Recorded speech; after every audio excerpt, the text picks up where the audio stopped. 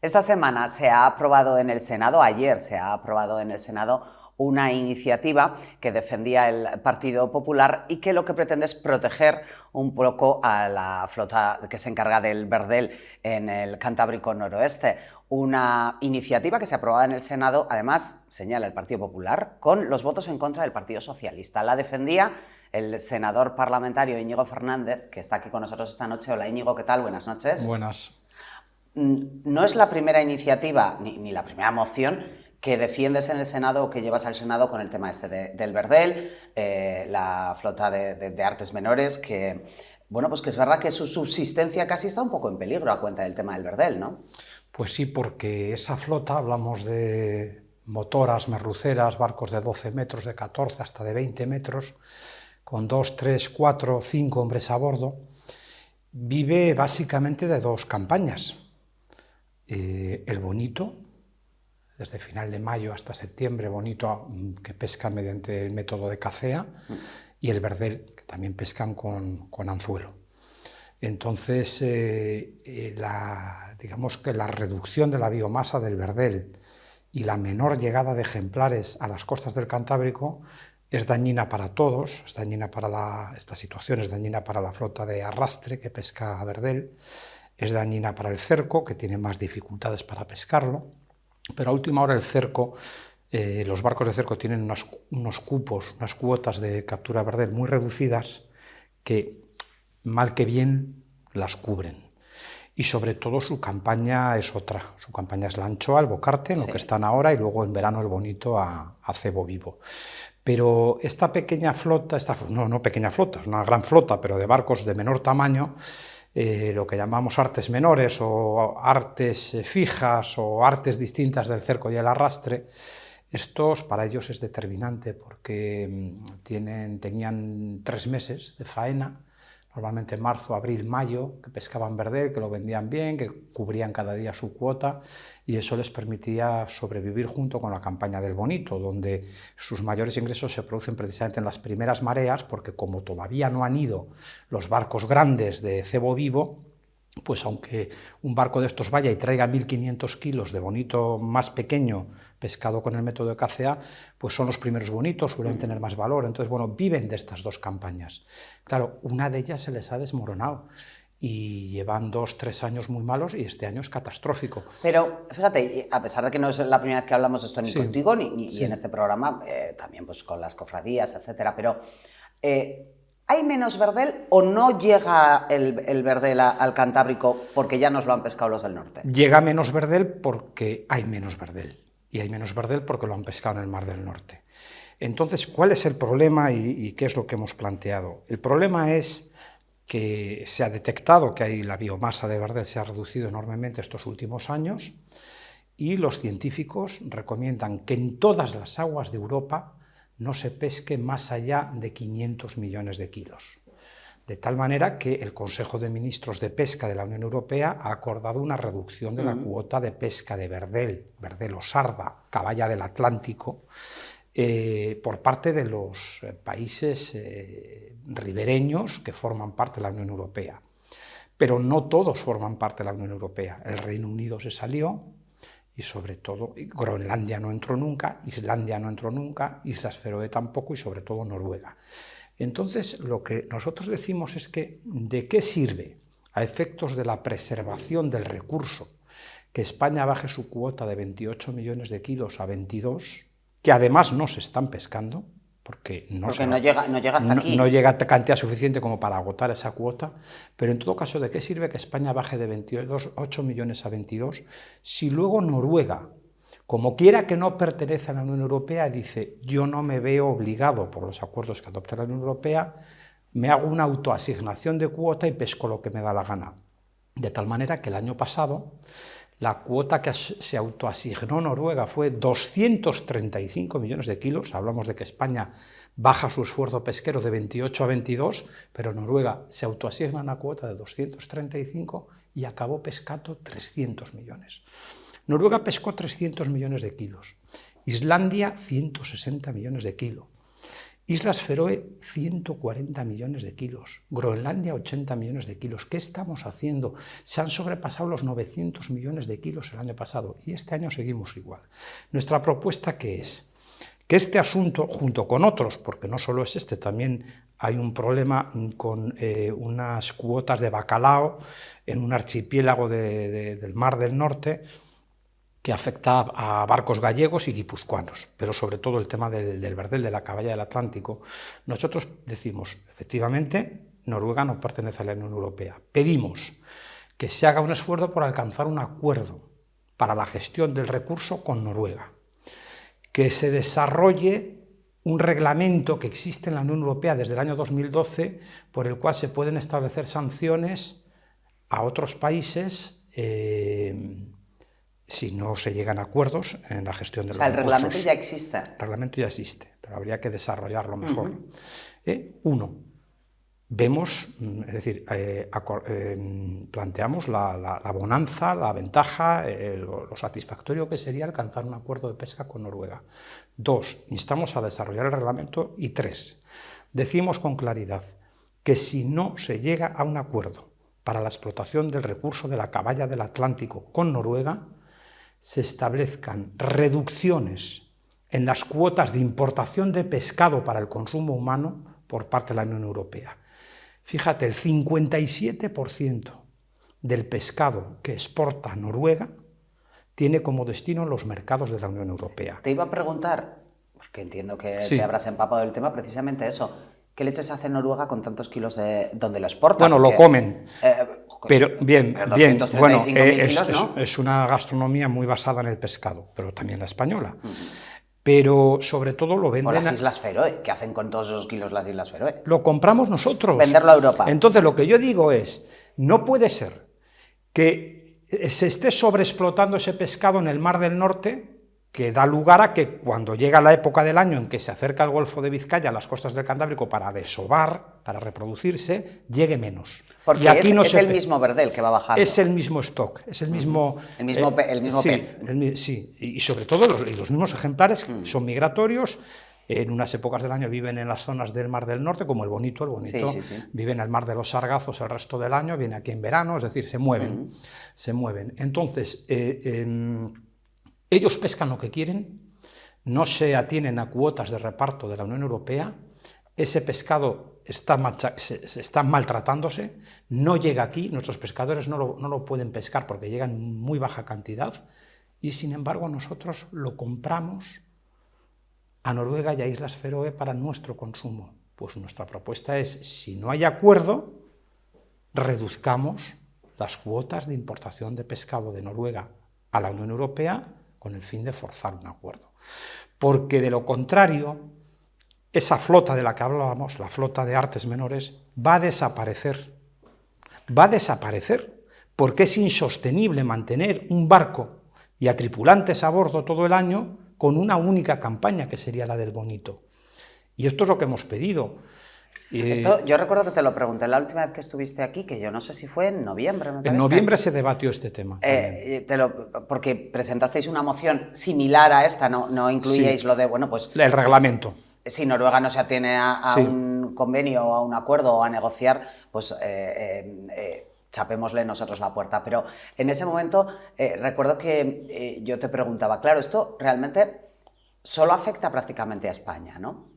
Dentro de Europa. Y también están muy enfadados los irlandeses. Vale, Irlanda y España, que somos... Irlanda, España y Francia, básicamente. Portugueses también. Porque mi pregunta es, ¿qué fuerza tenemos dentro de Europa? Yo sé que ahora... ahora me vas a decir que el Partido Socialista ha votado en contra y todo esto, pero ¿qué fuerza tiene España dentro de Europa para presionar en ese sentido? Es muy fácil de entender. ¿Tú qué pides cuando vas a una negociación? ¿Tú qué pides cuando vas a las instituciones europeas? ¿Medidas para proteger a tus productores, a tus pescadores, a tus ganaderos, a tus agricultores?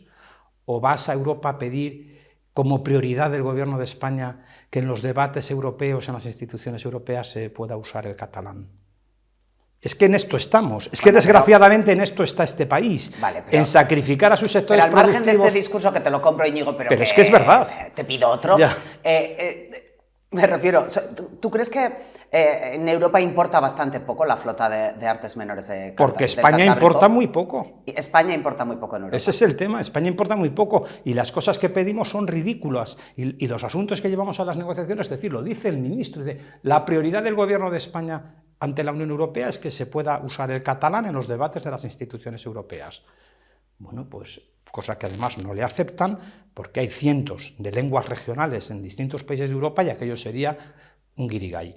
Entonces, si la prioridad del gobierno de España es esa, claro, la prioridad no es defender a nuestros pescadores. Y además, ayer lo hemos visto en el Senado, ¿cómo puede el Partido Socialista votar no a una propuesta que está llena de sentido común? Que es decir, si no se avienen a negociar un reparto de las cuotas de pesca, un reparto del esfuerzo pesquero, restringamos la importación de pescado de Noruega a los mercados europeos. Pues votan que no. Votan que no. Es decir, es que cada vez que se trata de defender al sector primario, sea la ganadería, sea el lobo, sea la agricultura, frente a las importaciones de otros países de África, sea la pesca, cada vez que hay que defender al sector primario es que parece que no va con el gobierno de España. Y yo creo que esto es muy perjudicial para nuestros pescadores y ahí están las consecuencias. Además de preguntarte cuánto pintamos en Europa en este sentido, también te iba a preguntar, ¿crees que en el Ministerio de Pesca se entiende bien la situación de este sector en Cantabria? Voy a hablar del Cantábrico Noroeste, como hablan los pescadores. Sí, es el caladero Cantábrico Noroeste y la octava C. La octava C, esto lo he aprendido yo de... Sí. La octava C llega hasta Estaca de Bares. A base de entrevistar, a Estaca de Bares y de Estaca de Bares hacia mitad de las Rías Bajas es la novena. ¿Esto en Madrid lo entienden? Sí, lo que pasa es que las prioridades políticas del gobierno de España son otras. No son la defensa de los sectores productivos de este país, es defender el uso del catalán en las instituciones europeas para tener contento a quien tiene la llave de la continuidad del gobierno de España en Madrid. Se ha aprobado en el Senado. ¿Tú crees que va a tener... Fíjate, el PNV lo ha votado a favor nuestro. No, sí, ¿qué has dicho? Sí, el PNV ha votado a favor nuestro, ¿por qué? Pues porque ellos tienen esta situación, la están sufriendo en Fuenterrabía, en Bermeo, en determinados puertos del País Vasco lo están sufriendo también. Claro, porque la situación es similar, entiendo. Sí. Esto que se ha aprobado ahora en el Senado, ¿crees que puede llevarnos a algún sitio y a prosperar? Me remito, por ejemplo, a lo que ha ocurrido con la Ley de Desperdicio Alimentario y la salida del lobo del Lespre, o la posibilidad de cambiar el régimen de protección que tiene el lobo, porque a veces pensamos que bueno, lo que se aprueba en el Senado también... No, lo que se aprueba en las cámaras... Pero, sin embargo, al lobo el tema del lobo ha cambiado el viraje. En las cámaras se aprueban leyes y se aprueban declaraciones políticas.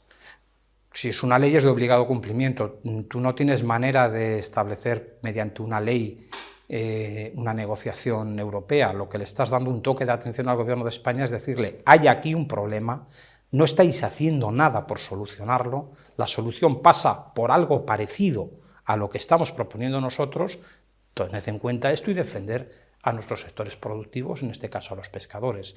Entonces, estas declaraciones tienen mucho valor, sobre todo si los pescadores son capaces de exigir que se ponga encima de la mesa una solución en estos mismos términos o parecidos.